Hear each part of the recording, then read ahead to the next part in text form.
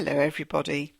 I hope those of you that are enjoy football are enjoying the European Cup. It sounds very exciting next door, where hubby is watching all three games today. So I thought, right, I need to catch up and say hello to you lot. Here we go. A new owner is being sought to renovate the motor launch Neyland, which helped rescue 85 British soldiers from the beaches of Dunkirk 76 years ago. The Daily Express reports that the craft, now renamed the Peggotty, needs around £70,000 to restore her to her former glory. 3 times she has sunk in the mud, only to be rescued, but now the Peggotty is a wreck, stuck on dry land. The Express says that she is destined for the scrapyard at Twickenham on the River Thames unless help is forthcoming.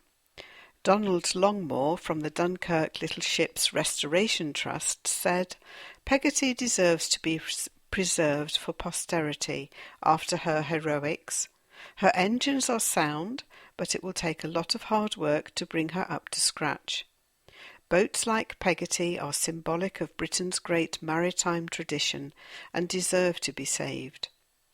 Nigel Frost, her owner for the last 6 years, bought her for £50,000, but said he will give her away for free to whoever is willing to restore her.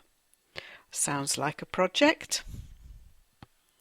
A small river in Oxfordshire was the setting for the World Poo Sticks Championships.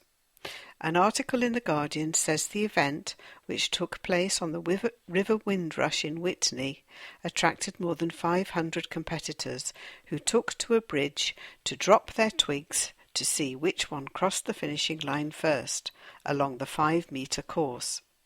Poo Sticks was featured in A. A. Milne's The House at Pooh Corner, published in 1928. In the book, Winnie the Pooh played the game with his friends. I have a confession to make now. We play Pooh Sticks on every single walk we go to. If there's a bridge and a little stream, we'll play Pooh Sticks. It's good fun. An archaeologist reckons that Stonehenge was originally a mass tomb in Wales before it was transported to its current location. The Independent says Mike Parker Pearson from University College London reckons the 5,000-year-old monument originated 140 miles away in the Preseli Mountains in West Wales. Professor Parker Pearson said, "Why dismantle an original monument? We're wondering if it actually might have been a tomb with a surrounding stone circle which they dismantled. If that were the case, they were basically carting the physical embodiment of their ancestors to re-establish somewhere else." It's smaller than a 5-pence coin, and it looks as if it set a new record for the world's smallest chicken egg. The Daily Mail says that Georgia Crouchman from Bury St Edmunds, Suffolk, was collecting eggs from her 20 chickens when she noticed the tiny specimen, which measured just 1.55 centimetres.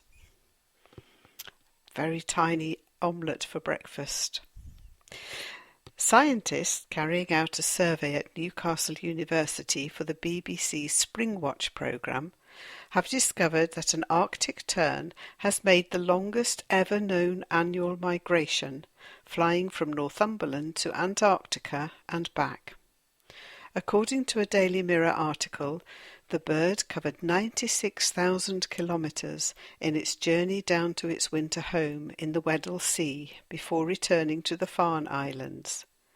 Dr. Richard Bevan from Newcastle University School of Biology said, "It's really quite humbling to see these tiny birds return when you consider the huge distances they've had to travel and how they've battled to survive."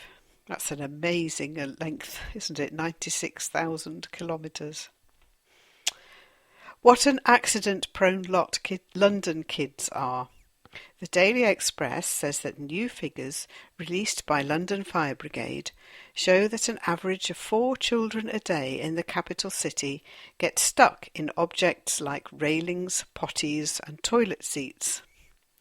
Mark Hazelton, the brigade's community safety group manager, said, "I'm a father, so I know it's impossible to watch your children every second of the day.